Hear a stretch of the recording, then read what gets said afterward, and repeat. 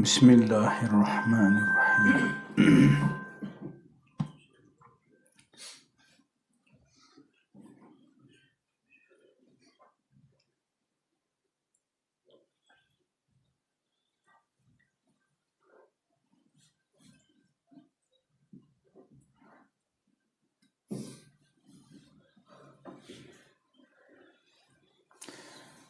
فرماتے ہیں گزشتہ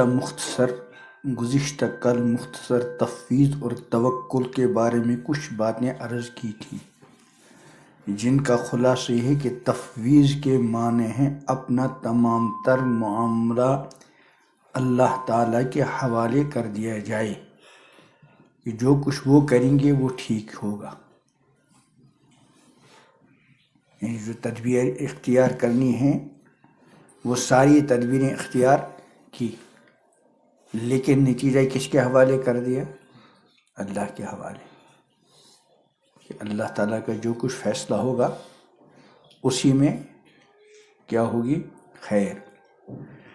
اپنی طرف سے کچھ تجویز نہیں کیا، اپنی طرف سے کوئی پلان منصوبہ نہیں بنایا، بلکہ کسی بھی مقصد کو حاصل کرنے کے لیے، چاہے دین کا ہو، دنیا کا ہو، آخرت کا ہو، اس کے لیے جو تدبیریں اختیار کرنے ہیں وہ تو اختیار کرنے، لیکن انجام اللہ کے حوالے۔ اس کے بالمقابل تجویز ہے۔ تجویز کا مطلب یہ ہے کہ آدمی اپنی طرف سے یہ تجویز کرے کہ فلاں کام اس طرح ہونا چاہیے، اور بعد میں اگر وہ کام اس طرح نہ ہو تو اللہ تعالیٰ سے شکوہ ہو کہ ایسا کیوں ہوا۔ اور تفویض کا مطلب کیا ہے؟ کہ جو کچھ اس کے بس میں تھا وہ کر لیا، انجام اللہ کے حوالے کر لیا۔ اگر اس کی خواہش کے مطابق ہوا تو اس پر بھی مطمئن و راضی، اور ساری تدبیریں اختیار کرنے کے باوجود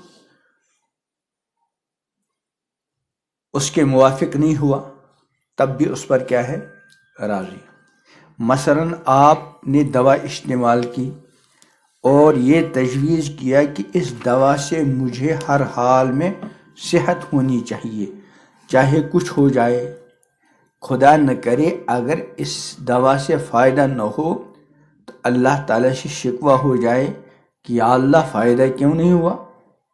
ایسی تجویز گناہ ہے جس میں اللہ کی طرف شکوہ ہو جائے۔ اور تفویض یہ ہے کہ آپ نے یہ کہا یا اللہ میں یہ تدبیر تو اختیار کر رہا ہوں، آپ نے تدبیر کرنے کا حکم دیا ہے، اور دعا بھی کر رہا ہوں کہ اے اللہ اس تدبیر کو کامیاب بنا دیجیے، لیکن میں ہر اس فیصلے پر راضی ہوں جو آپ میرے حق میں فیصلہ فرمائیں گے۔ یہ ہے تفویض۔ اور توکل بھی اس سے ملتی جلتی چیز ہے کہ آدمی اللہ پر یہ بھروسہ رکھے کہ جو کچھ وہ کریں گے وہ میرے حق میں بہتر ہوگا، یہ توکل ہے۔ آگے حضرت تھانوی یہ فرما رہے ہیں کہ مفوض کامل کون ہے؟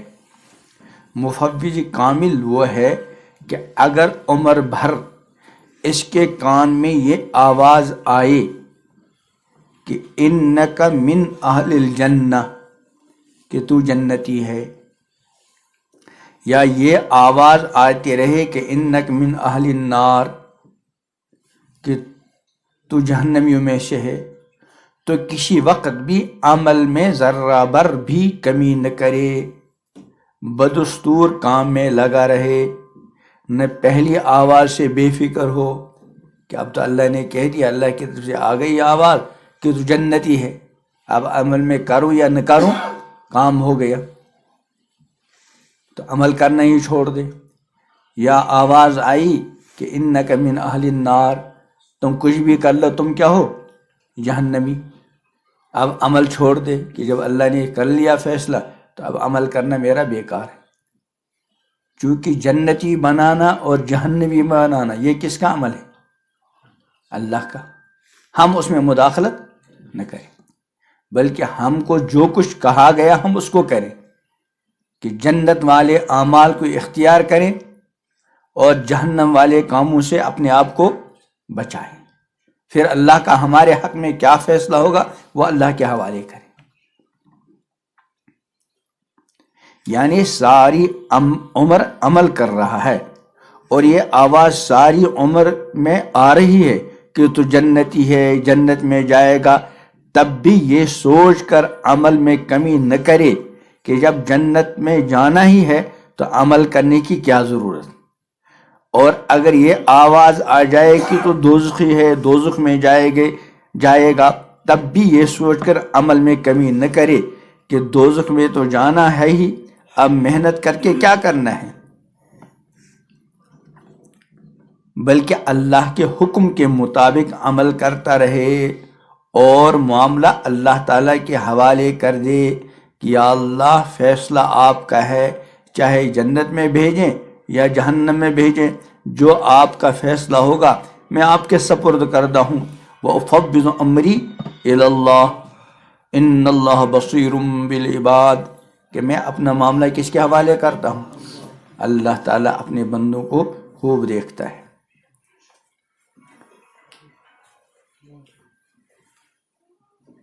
صحابہ کرام مفوض کامل تھے۔ حضرات صحابہ کرام رضوان اللہ علیہم اجمعین کو دیکھیں کہ کتنے صحابہ کرام تھے جن کو حضور اکرم صلی اللہ علیہ وسلم نے باقاعدہ بشارت عطا فرما دی تھی کہ یہ جنتی ہیں، عشر مبشرہ تو مشہور ہیں، وہ 10 صحابہ جن کو حضور علیہ السلام نے دنیا میں کس کی بشارت دی تھی؟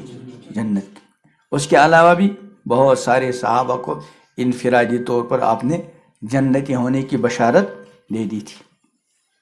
ان میں عشر مبشرہ تو مشہور ہیں، ان کے علاوہ اور بھی بہت سے صحابہ کرام ہیں جن کے جنتی ہونے کی پیشن گوئی آپ نے عطا فرمائی تھی، لیکن پھر بھی ساری عمر عمل کرتے رہے اور اپنے عمل میں ذرہ برابر کمی نہیں کی، بلکہ ساتھ میں ڈرتے بھی رہے۔ مثلاً فاروق اعظم رضی اللہ تعالی عنہ اپنے کانوں سے حضور اکرم صلی اللہ علیہ وسلم کی زبان سے سن چکے ہیں کہ عمر جنتی ہیں، لیکن اس کے باوجود حضرت حذیفہ سے پوچھ رہے ہیں کہ خدا کے لیے مجھے یہ بتاؤ کہ حضور صلی اللہ علیہ وسلم نے منافقین کی جو فہرست تمہیں بتائی تھی اس میں کہیں میرا نام تو نہیں؟ تو یہ ڈر لگا ہوا ہے، کیوں؟ اس لیے کہ ہو سکتا ہے کہ حضور اکرم صلی اللہ علیہ وسلم نے اس وقت یہ جو فرمایا تھا کہ یہ جنتی ہے، یہ میرے اس وقت کے حالات کے مطابق فرما دیا ہو، کہیں ایسا تو نہیں کہ بعد میں میرے حالات میں کوئی تبدیلی واقع ہو گئی ہو۔ بہرحال یہ صرف یہ کہ عمل کر رہے ہیں، بہرحال نہ صرف یہ کہ عمل کر رہے ہیں بلکہ ڈر بھی لگا ہوا ہے۔ اس لیے ہمارے بزرگ فرماتے ہیں کہ انسان عمل کرتا رہے اور ڈرتا رہے، عمل چھوڑے بھی نہ، عمل کرنے میں لگا بھی رہے لیکن ساتھ میں ڈرتا بھی رہے کہ پتہ نہیں اللہ کی یہاں یہ عمل مقبول ہے بھی کہ نہیں، بلکہ جو قرآن پاک میں ہے کہ والذین یؤتون ما آتوا وقلوبہم وجلۃ انہم الی ربہم راجعون، کہ وہ لوگ کرتے ہیں جو کچھ کرتے ہیں، لاتے ہیں جو کچھ لاتے ہیں، والذین یؤتون ما آتوا وقلوبہم وجلۃ، لیکن ان کے دل جو ہے لرزاں اور ترساں رہتے ہیں کہ اپنے رب کی طرف ان کو کیا ہے؟ جانا ہے۔ حضرت عائشہ رضی اللہ عنہا نے عرض کیا یا رسول اللہ، یہ جو اللہ نے فرمایا کہ وہ لوگ کرتے ہیں جو کچھ کرتے ہیں در حال ہے کہ ان کے دل ڈرتے رہتے ہیں، تو کیا اس سے وہ مراد ہے جو شراب پیتے ہیں، چوری کرتے ہیں، کوئی دوسرا غلط کام کرتے اس لیے ڈرتے ہیں؟ فرمایا نہیں، بلکہ اس سے وہ لوگ مراد ہیں والذین یؤتون ما آتوا، کہ وہ کرتے ہیں جو کرتے ہیں، یعنی نماز پڑھتے ہیں، روزے رکھتے ہیں، صدقات و خیرات کرتے ہیں، دیگر اعمال خیر کرتے ہیں، لیکن اس کے باوجود ڈرتے رہتے ہیں کہ اللہ کی طرف جانا ہے، پتہ نہیں عمل قبول بھی ہوا کہ نہیں.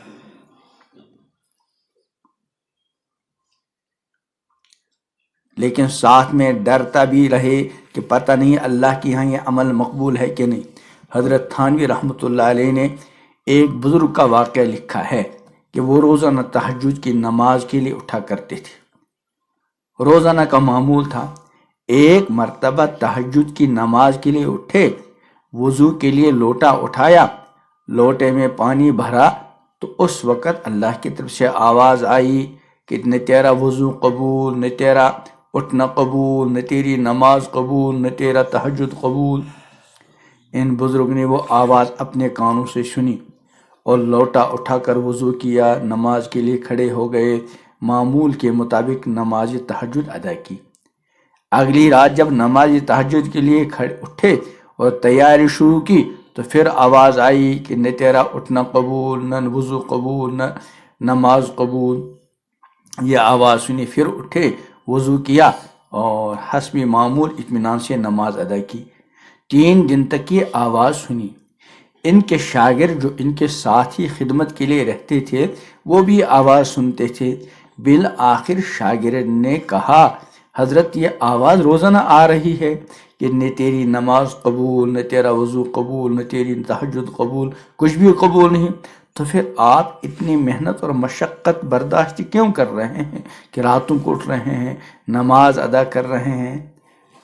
اس کے جواب میں بزرگ نے فرمایا اگرچہ ان کی طرف سے یہ کہہ دیا گیا کہ تمہاری کوئی عبادت قبول نہیں، لیکن کوئی اور در ہو تو بتاؤ، وہاں چلا جاؤں. میرے پاس تو ایک ہی دروازہ ہے، اگر وہ کہیں گے تب بھی وہیں جاؤں گا، لہٰذا قبول کریں تو، قبول نہ کریں تو میں تو وہی دروازہ کھٹکھٹاتا رہوں گا. ہاں، جب یہ بات ان بزرگ نے کہی تو پھر غیب سے آواز آئی، جس کو کسی نے اپنے شعر میں کہا ہے قبول است گرچہ ہنر نیستت کہ جز ما پناہ دگر نیستت. اب تیرا سب کچھ قبول ہے، تیرا وضو بھی قبول، تیری نماز بھی قبول، تیری تہجد بھی قبول، اگرچہ تیری اس نماز اور وضو میں کوئی ہنر نہیں، یعنی کوئی خاص خصوصیت نہیں، لیکن اس کے باوجود سب قبول ہے. کیوں کہ ہمارے سوا تیرا اور کوئی، ہمارے سوا تیری کوئی اور پناہ گاہ نہیں. یہی بات حضرت والا اس ملفوظ میں بیان فرما رہے ہیں کہ اگر ساری عمر یہ آواز آتی رہے کہ تو جہنمی ہے تب بھی عمل نہ چھوڑ دے، اور اگر ساری عمر یہ آواز آتی رہے کہ تو جنتی ہے تب بھی عمل نہ چھوڑے. کیوں؟ اس واسطے میرا کام یہ ہے کہ مجھے جو حکم دیا گیا ہے میں اس کو بجا لاتا رہوں. میں کسی کا بندہ ہوں، اور بندہ ہونے کا تقاضا یہ ہے کہ جو مجھ سے کہا جا رہا ہے میں وہ کیے جاؤں. جب وہ روک دیں گے تو رک جاؤں گا، لیکن جب تک کرنے کو کہا جا رہا ہے تو میں کروں گا. اس لیے کہ یہ عمل جو میں کر رہا ہوں بحیثیت بندہ ہونے کے کر رہا ہوں. یہ عمل ثواب اور عذاب کی شرط پر نہیں کہ پہلے اللہ میں ایسے شرط لگاؤں کہ اللہ اگر تو ثواب دے گا تو عبادت کروں گا ورنہ نہیں، بلکہ اے اللہ آپ نے جو کچھ مجھے کہا ہے میں وہ کرتا رہوں گا، آگے آپ کا کام ہے. انسان کو چاہیے کہ وہ اللہ تعالیٰ کے کام میں دخل نہ دے، بلکہ اللہ تعالیٰ نے جو کچھ کرنے کو کہا وہ کرتا رہے. اللہ نے کہا نماز پڑھو، روزہ رکھو، تلاوت کرو، ذکر کر دو، اللہ سے ڈرو وغیرہ وغیرہ، چھوٹے بڑے گناہوں سے بچو. بندہ اپنا کام میں لگا رہے. اس کے ساتھ آخرت میں اللہ تعالیٰ کا کیا معاملہ ہوگا، وہ کس کا کام ہے؟ اللہ، اس میں مداخلت نہ کرے.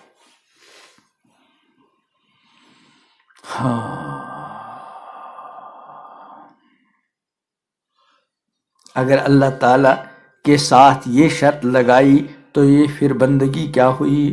بندگی تو یہ ہے کہ بندہ یہ کہہ دے کہ اللہ آپ میرے خالق ہیں، آپ میرے مالک ہیں، لہذا جو حکم ہے وہ مجھے ہر حالت میں بجا لانا ہے، چاہے کچھ ہو جائے۔ یہ تو آپ کا کرم ہے کہ آپ نے مجھے حکم بجا لانے پر جنت کے وعدے کیے ہیں، لیکن کیا جنت میرے عمل کا بدلہ ہے؟ کیا میرا عمل اس لائق ہے کہ اس کے بدلے میں جنت مل جائے؟ لہٰذا مجھے یہ حق نہیں بنتا کہ میں اللہ تعالیٰ کے ساتھ شرط لگاؤں کہ اگر جنت ملے گی تو عمل کروں گا ورنہ نہیں کروں گا، اگر نہیں ملے گی تو عمل نہیں کروں گا۔ مولانا رومی رحمۃ اللہ علیہ فرماتے ہیں، تو بندگی چو گدایا بشرط مزم کن کہ خواجہ خود رویش بندہ پروری داند۔ کیا مزدوری کی شرط لگا کر اللہ کی بندگی کرو گے؟ اتنی مزدوری لوں گا تو تہجد پڑھوں گا، اتنی مزدوری لوں گا تو روزہ رکھوں گا، یہ کیا ہے؟ یہ تو تجارت ہوئی، بندگی نہ ہوئی۔ لہٰذا شرط لگا کر بندگی ہرگز مت کرو، اس لیے کہ جس کی عبادت کر رہے ہو اس کو خود بندہ پروری آتی ہے، وہ بندہ پروری اپنے فضل کرم سے کرے گا۔ لہٰذا اگر یہ آواز آ جائے کہ تو جہنمی ہے، جہنم میں جائے گا، تب بھی عمل نہیں چھوڑنا، کیونکہ بندہ اسی کا ہے، کسی اور کا تو نہیں، اور جب اسی کا بندہ ہے تو اس کی بندگی کرنی چاہیے۔ اور اگر یہ آواز آ جائے تو جنت میں جائے گا، تب بھی خیر بطری کے اولا بندگی کرے، یہ تو ایک وجہ ہے۔ دوسری وجہ یہ ہے کہ یہ آواز آنا ہماری شریعت میں کوئی حجت نہیں۔ اسی طرح اگر کسی شخص کو کشف ہو یا الہام ہو تو شریعت میں کوئی حجت نہیں۔ ایسا الہام جو شرعاً حجت ہو وہ تو جناب رسول اللہ صلی اللہ علیہ وسلم کی ذات پر ختم ہو گیا۔ انبیاء کرام پر جو وحی آتی تھی، چاہے وہ خواب میں آئے، الہام ہو، وحی ہو، وہ سب حجت ہے، لیکن غیر نبی کا الہام اور غیر نبی کا کشف اور غیر نبی کو کوئی آواز آ جائے کہ یہ کوئی حجت نہیں۔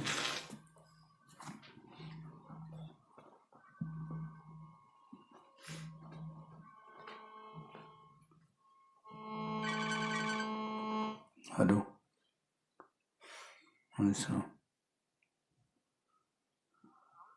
بسمائی بات کرو گا۔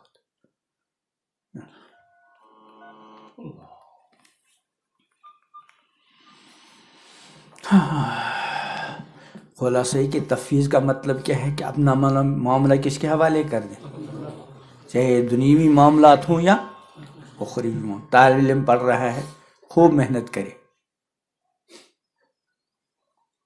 لیکن نتیجہ کس کے حوالے کرے؟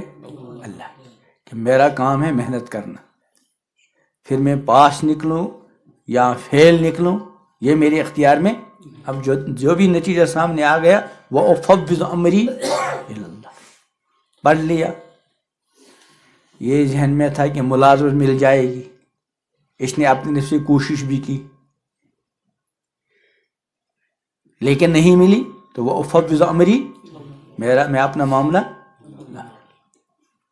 کہیں نکاح کرنے کی تمنا تھی، جائز طریقے سے کوشش کی، پیغام بھیجا، نہیں ہوا، تو وہ افوض امری، یعنی کسی بھی کام کے کرنے کے لیے انسان جائز تدبیریں اختیار کر لے، اپنی طرف سے کوئی پلان نہ بنائے۔ پلان بنانے والا اکثر کیا ہوتا ہے؟ پریشان، چونکہ اس نے جو پلان بنایا تھا اس کے موافق نتیجہ آیا نہیں تو کیا ہوگا؟ پریشان ہوگا۔ تو پلان کو کہتے ہیں تجویز، اور ایک یہ کہ بھئی میرے بس میں جو ہے میں اپنی طرف سے کوشش کروں گا، چاہے دنیوی کوئی جائز مقصد ہو اور یا آخرت کا معاملہ ہو، میں اپنی طرف سے جو کچھ مجھ سے بن پڑے گا میں وہ کرتا رہوں گا، اور نتیجہ کس کے حوالے؟ اللہ تعالیٰ کے حوالے۔ تجویز والا پریشان ہوتا رہتا ہے، لیکن تفویض والا پریشان نہیں ہوتا، کیونکہ اس نے اپنا معاملہ کس کے حوالے کیا ہے؟ اللہ کے حوالے۔ کس بندے کے حق میں کیا بہتر ہوگا وہ کون جانتا ہے؟ اس لیے اللہ نے فرمایا عسیٰ ان تکرہوا شیئا وہو خیر لکم وعسیٰ ان تحبوا شیئا وہو شر لکم، کہ ممکن ہے کہ تم کسی چیز کو اپنے لیے شر سمجھو حالانکہ تمہارے لیے وہی خیر تھی۔ تم نے کسی چیز کو اپنے حق میں خیر سمجھ کر حاصل کرنے کی کیا کی؟ کوشش کی، لیکن اس کے باوجود تمہاری کوشش بظاہر برابر نہیں ہوئی، تو اللہ کیا فرماتے ہیں عسیٰ ان تکرہوا شیئا وہو خیر لکم۔ یہ جو تمہاری طبیعت کے خلاف معاملہ آیا، تم جو چاہتے تھے وہ نہیں ہوا، اور تم اس نہ ہونے کو اپنے لیے کیا سمجھ رہے تھے؟ بظاہر شر۔ اللہ فرما ہو سکتا ہے وہی تمہارے لیے کیا ہو؟ خیر۔ اور جس کو تم اپنے لیے کیا سمجھ رہے تھے؟ خیر سمجھ رہے تھے، اس لیے تم نے حاصل کرنے کی کوشش کی لیکن وہ نہیں ہوا، تو عسیٰ ان تحبوا شیئا وہو شر لکم، ہو سکتا ہے تم کسی چیز کو اپنے لیے کیا سمجھ رہے تھے؟ خیر، اور تم نے اس کو حاصل کرنے کی بھرپور کیا کی؟ کوشش کی، ہو سکتا ہے وہ تمہارے لیے کیا ہوتا؟ شر۔ کیوں؟ واللہ یعلم وانتم لا تعلمون، اللہ جانتے ہیں تم نہیں جانتے۔ تو اس لیے بندے کا کیا کام کیا ہے؟ دنیوی کوئی مقصد ہو جائز یا اخروی معاملہ ہو، دنیوی ضروریات ہیں وہ ہماری ضروریات، آخرت ہمارا مقصد زندگی ہے، تو دنیوی مقصد کو حاصل کرنے جو ممکن جائز تدبیر ہو وہ انسان کرتا رہے، لیکن نتیجے کو کس کے حوالے کرے؟ کہ اللہ کا جو فیصلہ ہوگا میں اس پر کیا ہوں؟ راضی ہوں۔ اب اگر اس کی چاہت کے مطابق نتیجہ آیا تو خوش تو ہوگا ہی، لیکن اگر چاہت کے مطابق نتیجہ نہیں آیا تو انشاءاللہ پریشان نہیں ہوگا۔ اس لیے آخرت کا معاملہ تو اور بھی زیادہ ہے کہ بندے کے بس میں جو ہے، مثلا نماز پڑھنی، ہم نے اپنے سے ٹھیک طریقے سے وضو کیا، اچھی طرح سے نماز پڑھنے کی کوشش کی جہاں تک ہم کامیاب ہو سکے۔ اب یہ نماز قبول ہوئی یا نہیں ہوئی یہ کس کا کام ہے؟ اللہ۔ ہمارا کام کیا ہے؟ ہم اچھی طرح سے نماز پڑھنے کی کیا کریں؟ کوشش کریں، اور اللہ تعالیٰ سے قبولیت کی کیا مانگیں؟ دعا کریں۔ ساتھ ساتھ یہ عرض کریں بارے اللہ جیسی نماز مجھے پڑھنی چاہیے تھی میں ایسا یہی ٹوٹی پھوٹی، اللہ اسی کو قبول کیجیے۔ یہ تو بندگی ہے، بندے کا کام یہ ہے، لیکن قبول کرنا اور نہ کرنا کس کا کام ہے؟ اللہ تعالیٰ۔ تو ایک ہے تجویز اور ایک کیا ہے؟ تفویض۔ تجویز والا کیا ہوتا ہے؟ اکثر پریشان، تفویض والا پریشان نہیں ہوتا، بلکہ تفویض والے کو جیسے ظاہری طور پر اچھے نتیجے کے ملنے کی اس میں خوشی ہوتی ہے، اسی طرح بعض مرتبہ اس کی طبیعت چاہت کے خلاف نتیجہ آیا جب بھی اس کو کیا ہوتی ہے؟ خوشی ہوتی ہے، کیونکہ وہ کیا سمجھتا ہے یہ جو میری طبیعت کے موافق اور میری چاہت کے موافق نتیجہ نہیں آیا، اس میں کس کی مشیت کا دخل ہے؟ اللہ تعالیٰ۔ اس لیے اللہ تعالیٰ کے اسی کو کہتے ہیں نا رضا بالقضا۔ قضا کا مطلب ہے فیصلہ، رضا بالقضا کا مطلب کیا ہے؟ اللہ تعالیٰ کے فیصلے پہ کیا ہونا؟ راضی۔ اس کے بغیر انسان پریشان۔ اسی لیے کسی نے کہا ہے رضا بالقضا کا جو مسئلہ نہ ہوتا، رضا بالقضا کا جو مسئلہ نہ ہوتا تو خدا جانے پھر میرا کیا حال ہوتا۔ یعنی جو رضا بالقضا والا معاملہ ہے اس سے آدمی کو سکون رہتا ہے، اطمینان رہتا ہے۔ اگر بندے کے اندر یہ رضا بالقضا والا معاملہ نہ ہو، اللہ کے فیصلے پر راضی ہونے کا وہ مزاج نہ ہو، تو پھر ہر معاملے میں اس کو پریشانیاں ہی پریشانیاں لیکن اگر رضا بالقضا کا معاملہ ہے تو پھر جیسے خوشی میں اور چاہت کے موافق کام ہونے میں انسان کو سکون اطمینان ہے، ایسے اگر چاہت کے خلاف کبھی نتیجہ سامنے آیا تو وہ پریشان نہیں ہوتا۔ اللہ تعالی ہمارے اندر اخلاق حمیدہ کو پیدا فرمائے، اخلاق رذیلہ سے ہم سب کی حفاظت فرمائے۔ اللہ تعالیٰ ہم کو کمال بندگی عطا کریں، حسن بندگی عطا کریں، اپنی مرضی کے مطابق زندگی گزارنے کی توفیق عطا فرمائیں، اور ہر معاملے میں اپنا معاملہ اللہ تعالیٰ کے سپرد کرنے والا ہم سب کو بنا دیں۔ اللہ تعالیٰ ہم سب کی ظاہری باطنی پریشانیوں کو دور فرمائیں، ہر طرح کی جائز حاجات کو پورا کریں۔ جب تک ہم دنیا میں زندہ ہیں اللہ تعالیٰ ایمان کامل کے ساتھ، اعمال صالحہ کے ساتھ، اخلاق حسن اور عادات طیبہ کے ساتھ زندہ رہنا نصیب فرمائیں۔ جب بھی بلاوا ہو تو اللہ تعالیٰ حسن خاتمہ عطا فرمائیں۔ اللہ تعالیٰ ہم کو اپنی بندگی بھی نصیب فرمائیں اور اپنے دین کی ہمہ جہت خدمات کے لیے قبول فرمائیں۔ ہر انسان کو چاہیے کہ اللہ تعالیٰ کی بندگی اور اللہ تعالیٰ کی دین کی خدمت کو اپنی زندگی کا مقصد سمجھے، اور دنیاوی جتنے بھی کام ہیں ان کو کیا سمجھے؟ اپنی ضرورت۔ اللہ تعالیٰ سمجھ کی توفیق عطا فرمائے۔ سبحان اللہ و بحمدہ، سبحانک اللہم و بحمدک، اشہد ان لا الہ الا انت۔